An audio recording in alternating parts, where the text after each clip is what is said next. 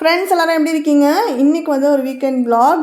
லஞ்சுக்கு வந்து கெண்டை மீன் வச்சு குழம்பு வறுவல், ஒரே ஒரு மீன் கரெக்டாக 1/2 கிலோ 3/4 கிலோ இருந்தால் போதும்னு சொல்லி கேட்டு வாங்கிட்டு வந்திருந்தேன். அதில் வந்து பார்த்திங்கன்னா நம்மளுக்கு மண்டையும் வாழையும் மட்டும் போட்டு குழம்பு வச்சுட்டு மற்ற பீசஸை வந்து வறுக்கலான்ட்டு மசாலா தடவிருந்தேன். பாப்பா வந்து இந்த மாதிரி ரவுண்டாக நடுவில் சென்டர் பீஸ் வரும்ல மீனில், அந்த மாதிரி இருந்தால் அது வந்து சாப்பிட்றேன். அந்த மாதிரி ரூல்ஸ் எல்லாம் வந்து போட்டிருக்காங்க மீன் சாப்பிட்றதுக்கு. அதனால் அந்த மாதிரி இருக்க பீசஸை வந்து ஃபஸ்ட்டு வந்து வறுத்து சூடாக கொடுத்துட்டோன்னா அந்த மீனை வந்து குழம்புல தொட்டுக்கிட்டு சாப்பிடணுமா. அப்படி நான் வந்து ஒரு 2 பீஸாவது நான் சாப்பிட்றேன் அப்படின்ற மாதிரி இப்போ சாப்பிட்றாங்க. சரி, இதை வந்து வாரத்துக்கு ஒரு வாட்டி வாங்கி அவங்க கொஞ்சம் பழக்கப்படுத்துவோன்னு சொல்லிட்டு 2 பீஸாவது பழக்கப்படுத்திட்டு வந்துக்கிட்டு இருக்கேன். ஏன்னா வீட்டில் குழந்தைங்க வந்து நான்வெஜ் சாப்பிடாமல் இருந்தாவே நம்மளுக்கு வந்து ஒரு பெரிய தலைவலி தான். நம்மளால ஆசையாக வந்து எதுவுமே வாங்கி சமைச்சு சாப்பிட முடியாது. அவங்கள வந்து பார்க்க வச்சுட்டு எப்படி தான் நம்மளும் சாப்பிட்றது மனசே வராதில்ல. எனக்கு வந்து பார்த்திங்கன்னா அவள் சாப்பிடாம இருக்கிறதுனால ஏதாவது அவன் வீட்டில் வாங்கி சமைச்சிட்டு ஆசையாக சமைச்சு நம்மன்னு கெஞ்சிலாம் பாப்பா சாப்பிடலைன்னா ரொம்ப கோபமும் வருது.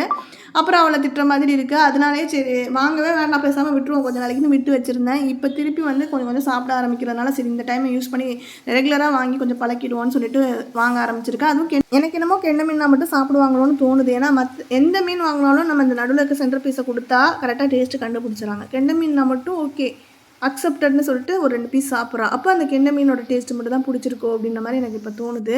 அதனால் சரி கெண்டை மீன்னாலும் இப்போதைக்கு சாப்பிட்டுட்டோம், ரெகுலராக வாங்கி செஞ்சு கொடுப்போம் அப்படின்னு நினச்சிட்ருக்கேன்.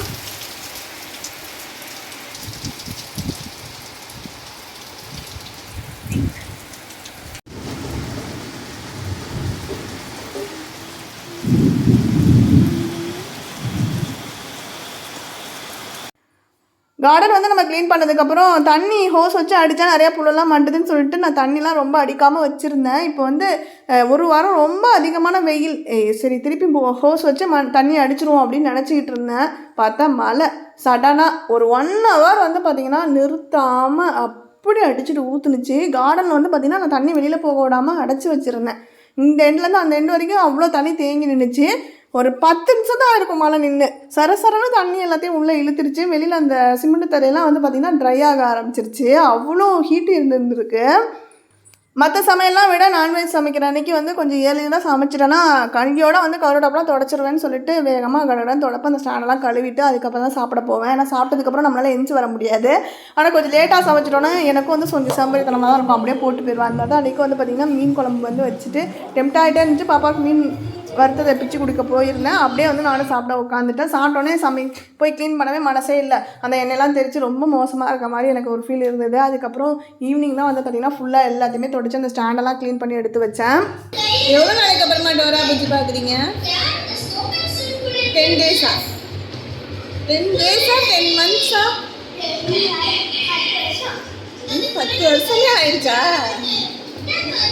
மிஸ் பண்ண டோரா புஜ்ஜியா? ஜனவரிலேருந்தே வந்து டிவியில் ஸ்பீக்கர் இல்லாமல் இருந்தது. ஸ்பீக்கர் சரி பண்ணலை நாங்கள். சரி நம்ம வந்து ஏதாவது ஸ்பீக்கர் அடிஷ்னலாக வாங்கி எக்ஸ்டர்னலாக வந்து கனெக்ட் பண்ணிக்கலாம்னு நினச்சிக்கிட்டு இருந்தோம்.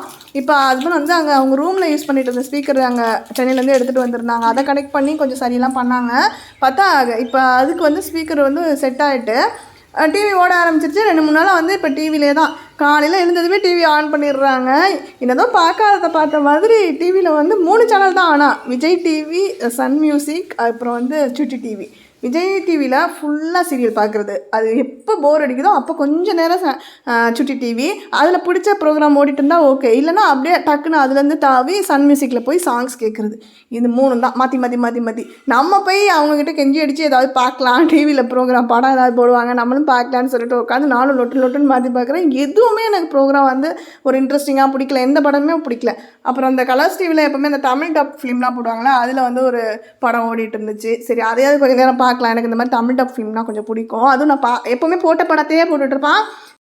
அன்றைக்கி என்னமோ நான் பார்க்காத படம் வந்து ஓடிட்டு இருந்துச்சு. சரி பார்க்கலான்னு சொல்லிட்டு அந்த சேனலை வச்சேன். டக்குன்னு வந்து பார்த்திங்கன்னா விளம்பரம். இது மாதிரி தான் நம்ம ஏதாவது ஒன்று பார்க்கணுன்னு நினச்சி எப்போயாவது டிவி ஆன் பண்ணோன்னா எல்லா சேனல்லையும் விளம்பரம் ஓடுது மெயினாக.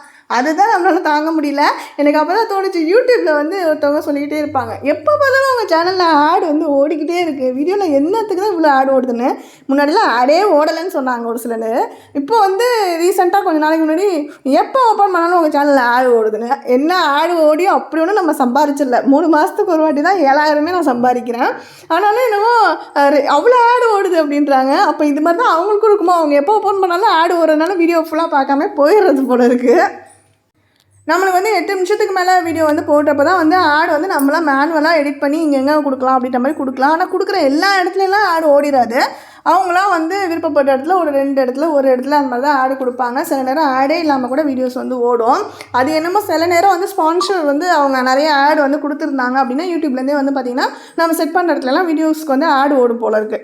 அந்த மாதிரி ஓடிடுச்சுன்னா நம்ம பார்த்துட்டு இருக்கவங்களுக்கு கொஞ்சம் சிரமமாக தானே இருக்கும். கண்டினியூவாக நம்மளால் ஒரு 15 மினிட்ஸ்க்கு ஒன்ஸ் ஆடு வரப்பே டிவியில் பார்க்க முடியல. இதில் வீடியோவில் 8 நிமிஷம் வீடியோவில் ஒரு 2 நிமிஷத்துக்கு ஒரு வாட்டி 2 நிமிஷத்துக்கு ஒரு வாட்டி ஆடு வந்தால் கொஞ்சம் கஷ்டம் தானே. அது எனக்கு இப்போ தான் புரிஞ்சுது. ஓகே நம்மளும் இன்றைக்கி கொஞ்சம் ஆடெல்லாம் வந்து கொஞ்சம் கம்மி பண்ணிக்குவோம். நம்மளுக்கு ஆடில் தான் வந்து வருமானம். அதுக்காக ரொம்பவும் ஆடு வந்து நம்ம கொடுக்க வேணாம், கொஞ்சம் கம்மி பண்ணியே கொடுப்போம் அப்படின்னு நினச்சிட்ருக்கேன். அமேசான்லேருந்து வந்து பார்த்திங்கன்னா இந்த தோசைக்கல் வந்து ப்ரெஸ்டீஜ் பிராண்ட்லேருந்து வாங்கியிருந்தேன். ரொம்ப நாளாக கேஷ் ஆயின் தோசைக்கல் வாங்கணும்னு சொல்லிக்கிட்டே இருந்தாலும் இதுக்கு முன்னாடி ஒரு டைம் வந்து வாங்கிட்டு இதே மாதிரி தான் மொதல் வாட்டி ஊற்றுறப்பே வந்து ஒட்டிக்கிட்டு வரவே இல்லை. போட்டு கொத்தின்னு பார்த்துக்கிட்டு இருந்தேன். மேயர் பிராண்ட் நினைக்கிறேன். அதுக்கப்புறம் வாங்கவே இல்லை. அது வாங்கி ஒரு 2 வருஷத்துக்கிட்ட ஆகிடுச்சு. வாங்கிட்டு எனக்கு சரியாக வரல. எனக்கு கல்லுலேயும் வந்து குவாலிட்டி சரியில்லைன்னு ஒரு ஃபீல் இருந்துச்சு. பாக்ஸ் எல்லாம் ஒரு மாதிரி கருப்பாக டாட்ஸ் மாதிரி இருந்துச்சு. அதனால் நான் ரிட்டன் போட்டுட்டேன். அதுக்கப்புறம் நான் அவங்கள்ட்ட ஒரு வீடியோவில் கூட கேட்டிருந்தேன். யாருமே அதுக்கப்புறம் எனக்கு சஜஸ்ட்டும் பண்ணலை. சரி நம்மளே ஏதாவது ஒன்று பார்த்து வாங்குவோம். ப்ரெஸ்டீஜில் தான் இப்போ ரீசெண்டாக பாத்திரங்கள்லாம் வாங்கிட்டு இருக்கோம்ல, அதனால சரி கேஸ்ட் அயர்ன் தோசைக்கல்லும் வாங்குவோன்னு சொல்லிட்டு வாங்கினேன். இதுவும் ஃபஸ்ட்டு வாட்டி வாங்கினதும் நான் என்னென்னா ப்ரீ சீசன்ட்டு நம்ம என்ன தான் போட்டுருந்தாலும் வெங்காயம்லாம் வந்து போட்டு வதக்குங்க அப்படின்னு ஃப்ரெண்ட்ஸ்லாம் சஜஸ்ட் பண்ணுறதுனால நம்மளும் போட்டு வெங்காயத்தை வதக்குன்னு வதக்கிட்டு அப்புறம் வெங்காயத்தை குத்தி அதையும் நம்ம தேப்போல் எண்ணெய் ஊற்றி அது மாதிரி தேய்ச்சிட்டு அப்படியே ஊற்றி பார்க்குறேன். எப்படி ஊற்றினாலும் வரல. நானும் ஃபஸ்ட்டு ஒரு 3 தோசைக்கு அப்புறம் 4வது தோசை நல்லா வந்துடும், 5வது தோசை நல்லா வந்துடும். கிட்டத்தட்ட ஒரு 7-8 தோசைக்கு மேலே ஊற்றிட்டோம். இதே மாதிரி தான் பிச்சு எடுத்து கொஞ்சம் பிச்சினதெல்லாம் கொஞ்சம் நல்லா வந்த தோசையெல்லாம் எடுத்து வச்சு அன்றைக்கி மீன் குழம்பு வச்சுக்கிட்டு நைட்டுக்கு வந்து சாப்பிட்டுக்கிட்டோம். சரி போதும், அன்றைக்கி வந்து ஒரு குண்டால மாவு எடுத்து வச்சுருந்தேன். அந்த மாவு தீர்ற வரைக்கும் நான் ஊற்றி பார்த்தேன். கடைசி சொட்டு மாவு காலியானதுக்கப்புறம் சரி இதுக்கு மேலே நம்ம ஊற்ற முடியாதுன்னு சொல்லிட்டு தான் ஆஃப் பண்ணேன். இன்ஸ்ட்ரக்ஷனில் வந்து போட்டிருந்த மாதிரியே பண்ணியிருந்தாவே அது ஒர்க் அவுட் ஆகிருக்குமோ அப்படின்னு எனக்கு தோணுது. அதில் என்ன போட்டிருந்தாங்கன்னா கல்லை வந்து நல்லா வாஷ் பண்ணிக்கோங்க, வாஷ் பண்ணிட்டு எண்ணெய் அப்ளை பண்ணி நல்லா ஹை ஹீட் வந்து ஆகிற வரைக்கும் கல்லை வந்து விட்டுருங்க. அதுக்கப்புறம் ஆஃப் பண்ணி நல்லா கூல் டவுன் ஆகணும். அதுக்கப்புறம் திருப்பி ஃபஸ்ட்லேருந்து கூல் டவுன் ஆனது சுத்தமாக எதுவுமே ஹீட் இல்லாமல் கூல் டவுன் ஆனதுக்கப்புறம் திருப்பி ஆன் பண்ணிவிட்டு எப்போ போல எண்ணெய் தேய்ச்சி நார்மலாக தோசை ஊற்றினாவே வந்துடும் சொல்லி போட்டுருந்தாங்க. அதை பட்டு பண்ணியிருந்தாவே வந்திருக்குமோ எனக்கு தோணுது. நான் தான் தேவையில்லாமல் இத்தனை ப்ராசஸ் பண்ணிட்டேன். ஏன்னா அன்றைக்கி வந்து நம்ம சமைச்சு முடிச்சுட்டு ஆஃப் பண்ணி வச்சுட்டோம். இடையிலே வந்து பார்த்திங்கன்னா அதை மேனுவலில் படிச்சுட்டு சரி ஓகே இது மாதிரியே பண்ணுவோன்னு சொல்லிட்டு இடையில ஆஃப் பண்ணிவிட்டு நல்லா கூல் டவுன் ஆக விட்டுட்டும் ஒரு கிட்டத்தட்ட 1 மணி நேரம் 2 மணி நேரம் உட்காந்துருந்தோம். நான் அதுக்கப்புறம் தோசை ஊற்றினேன். அப்போயுமே வரல. ஆனால் அன்றைக்கி ஒரு நாள் ஃபுல்லாக அந்த எண்ணெயிலே நம்ம அப்ளை பண்ணி வச்சுருந்த எண்ணெயிலே ஊற விட்ட மாதிரி இருந்ததில்ல, அதனாலே என்னன்னு தெரியல. அடுத்த நாள் வந்து கொஞ்சம் நல்லா வந்த மாதிரி இருந்துச்சு ரிசல்ட்டு. நீங்கள் நெக்ஸ்ட்டு வ்ளாகில் வந்து நான் அதெல்லாம் உங்களுக்கு காட்டுறேன். நைட்டு வந்து இப்போ எத்தனை மணி ஆகுதுன்னு பார்த்தீங்கன்னா கிட்டத்தட்ட 11:30 மணிக்கு எங்களுக்கு என்ன வேலைன்னா இன்னும் நாங்கள் பாய்கிட்ட விரிக்கல, படுக்க போகிறது கிடையாது. ஒரு சைடு வந்து பார்த்திங்கன்னா பார்த்த படத்தையே என்ன பார்க்குறதுன்னு தெரில.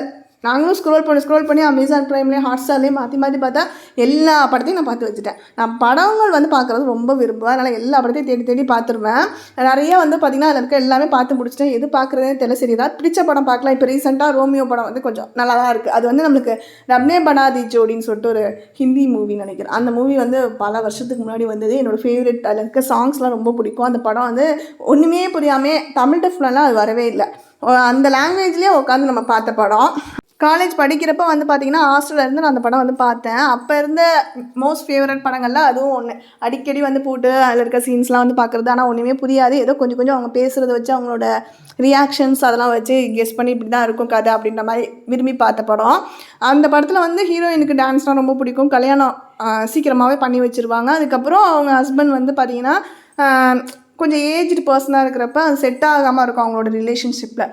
ஹீரோயினுக்காக ஹீரோ வந்து மாறு வேஷம்லாம் போட்டு என்னென்னா அந்த படத்தில் ஒரே ஆக்டர் நல்ல ஷேவ்லாம் பண்ணி மீசையெல்லாம் எடுத்துட்டா மாறு வேடமா அப்படி மாறி வந்து ஹீரோயின்ட்ட வந்து ஒரு டான்ஸராக இன்ட்ரடியூஸ் ஆகி 2 பேரும் சேர்ந்து அந்த டான்ஸ் ப்ரோக்ராமுக்காக ப்ராக்டிஸ் பண்ணுறது, அந்த அவங்களோட ஜேர்னியில் அவங்களோட ஒரு லவ் ஸ்டோரி மாதிரி காட்டியிருப்பாங்க.